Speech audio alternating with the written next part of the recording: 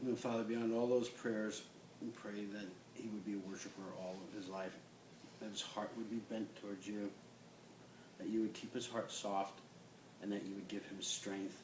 You said your power is made perfect in weakness, and from the lips of children and infants you have ordained praise to silence the foe and the avenger. I pray that you would anoint him with wisdom, that he would have wisdom all of his life, that it would guard his way,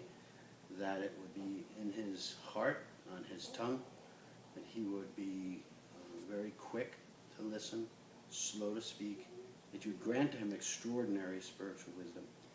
I also pray that you would protect him from the traps, the snares, and the direct attacks of the evil one, that you would give to him strong armor and spiritual protection all the days of his life, that his heart would not turn to the left or to the right, but that you would protect him along that path. Ask that you would open his eyes, that he would see with spiritual eyes. I pray that you would give him the ability to hear your voice, to understand your voice, to know you at an early age, and to be able to distinguish your voice from all of the voices around him, including the voices that come from foolishness of man or from the lies of the devil himself, that he would instead walk in truth, that you would guide his path with truth, protect his heart, protect him physically. And Lord, then I pray that you would give to him in his generation a mantle of leadership and a mantle of revival for your church, that he would help to lead your church into the darkness that is yet to come, that you would keep his way pure so that he could do that, and Lord, that he would be used mightily for your purposes. And knowing that your power is made perfect in weakness, I pray that when the struggles come, when the trials come, that they would not break him, that they would be just enough to make him completely dependent on you. I ask you, Lord, that you give him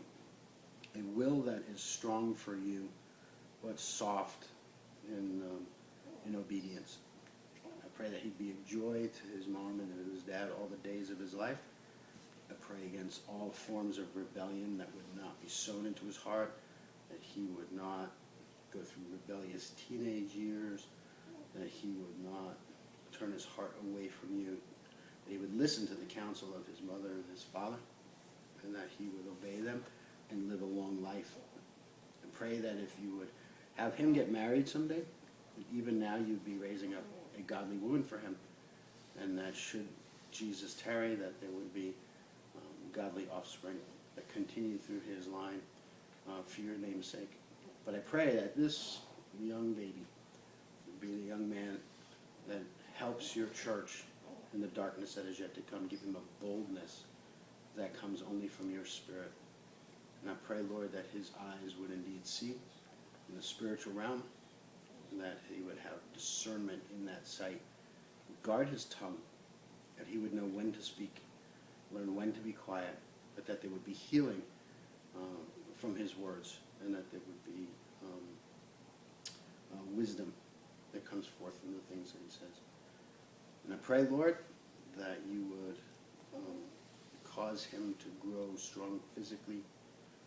I pray that you would cause him to be balanced emotionally. I pray that you